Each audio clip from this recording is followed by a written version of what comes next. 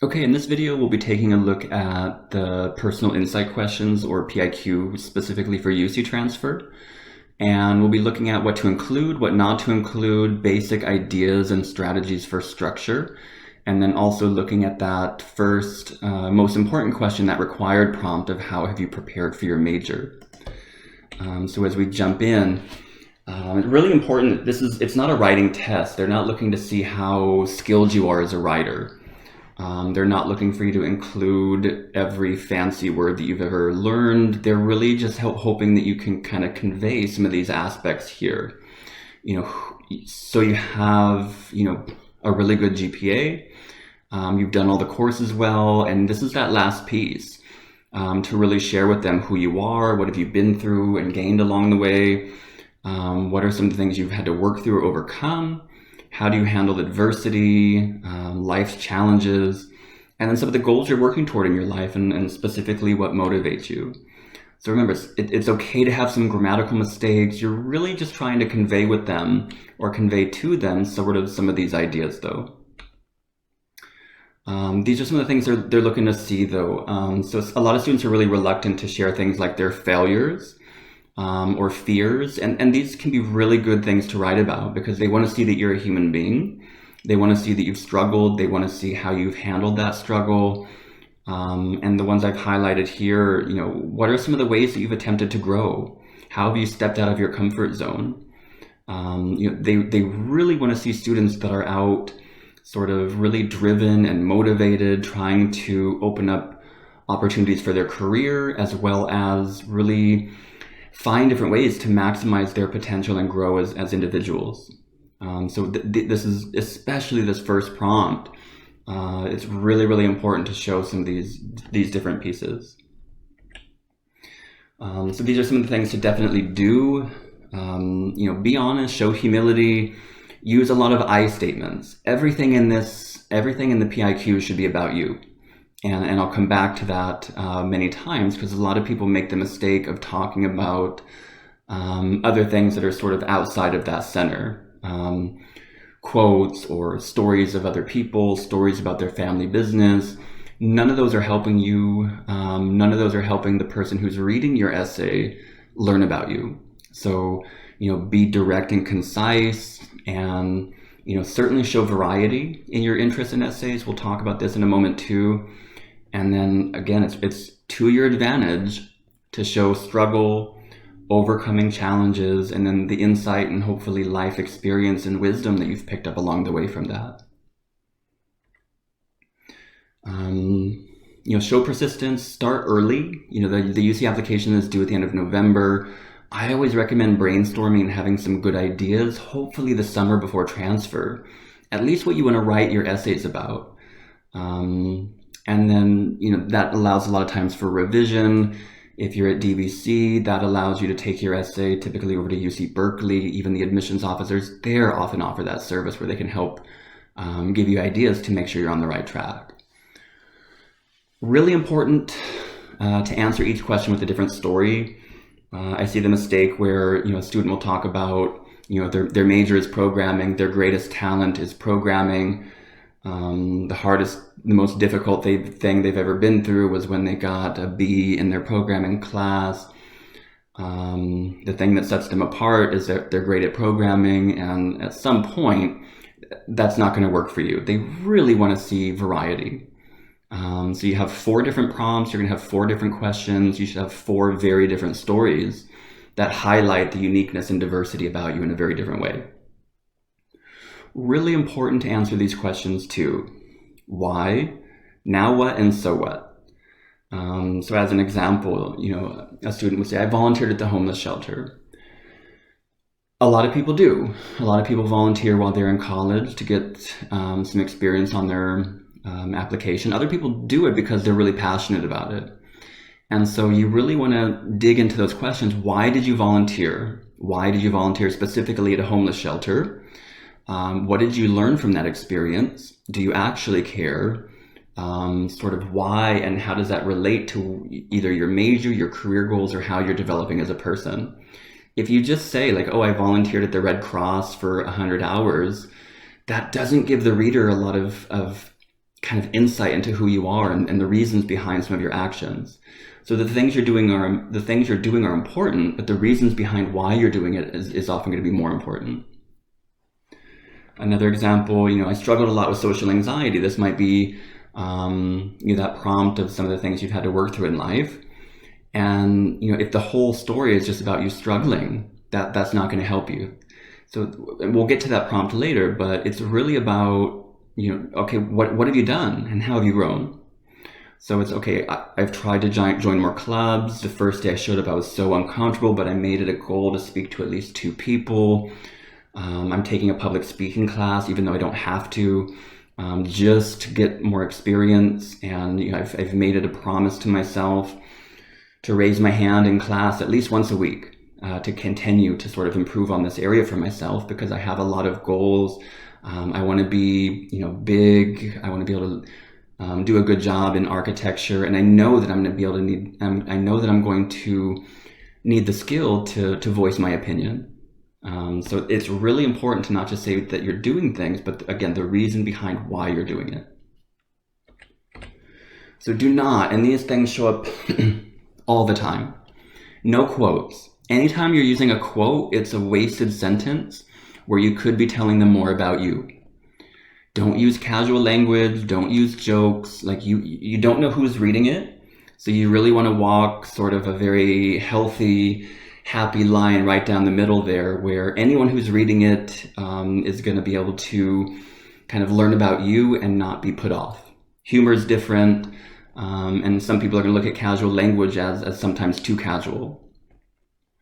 Don't paint a picture. It's not a narrative. So you don't want to start off by saying it was a rainy Thursday evening. We'll look at a few more of those also, but it should be very direct writing. Don't spend too much, don't spend too much time on things that aren't you. It shouldn't be a story about your dad. It shouldn't be a story about your parents' business. You can talk about these things, but it should be no more than a couple sentences. You want to get to you immediately. Don't talk about internships, jobs, or things you haven't done yet. So sometimes, the applications are due in November, and a student might talk about the internship that's starting in December or January. That's a wasted essay because life changes sometimes, and you might not actually take that internship or job. So only talk about things that you've done. Don't mention a particular UC. Remember that it goes to all of them. So if you say, and that's why UC San Diego is my top choice, just know that LA, Davis, Irvine, the other universities are also going to be reading that. Don't try to list everything you've ever done. Don't try to embellish. I helped a lady cross the street once, and it taught me the importance of community. You shouldn't have to dig that deep to find a story. If you do, it's probably better to be writing about a different prompt.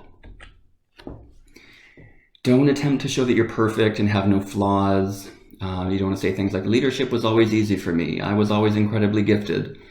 That it's kind of boring and bland. And again, like the people reading these, the universities really want to add some good diversity to their campuses. So, they want to see people who've learned life lessons along the way. They want to see people who have grown, who've been challenged, who've not been knocked down and gotten back up.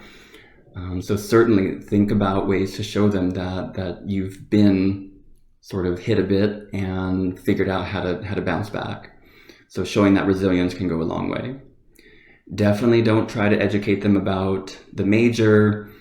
They're not interested in learning all that you think about Freud and all you think about economic theory. It's, again, wasted words, wasted sentences that could be rather spent, again, on telling them about you and who you are and how you've grown. So these are examples of definite no's. Again, kind of narratives. I was sitting on the rooftop when my friend asked, what do you want to be when you grow up? Carl Jung once said, so quotes, being a leader has always been easy. I've wanted to study econ since 6.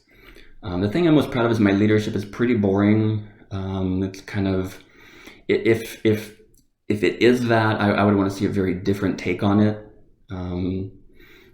Anytime I see a student with a lot of leadership experience, I'm really interested to see sort of where that drive came from. What was it that made you decide to be a president of a club? What made you think you were capable? What made you have the confidence that made you willing to kind of step into that opportunity? This is very common too, where it's just too much explanation of sort of family background. It's too much when it's not. I'm not seeing any I statements there. And again, be the flawed, damaged, challenged person that you are. Don't try to, again, portray that you're something that you're not. They're trying to see another human being. They want to read these and really see, again, who you are. And if this was your experience, absolutely share this. When I first started DBC, I was really unsure of my major and future. Anybody who's reading college applications and essays can understand that. And if that's true, don't be afraid to share that. Same thing, that maybe you change your major 3 times.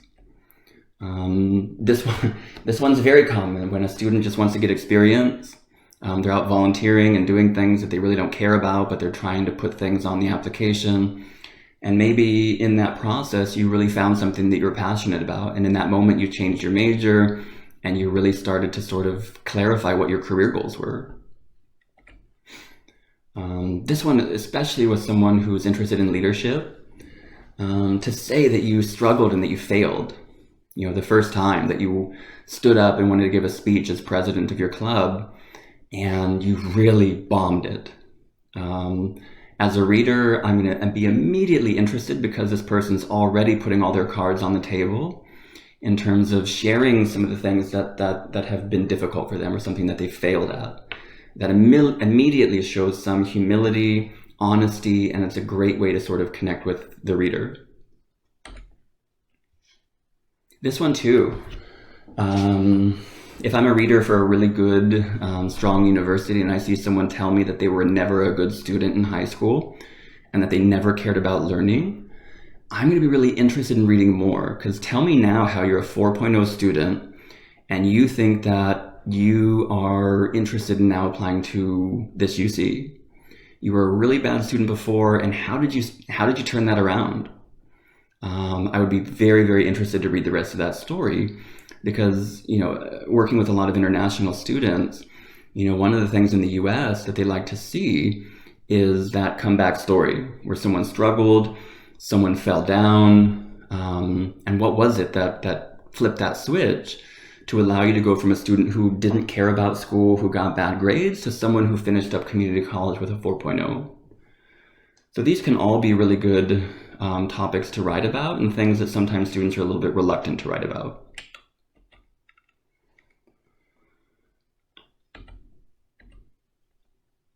So talk about going to counseling, going back to school, possibly, picking your goal.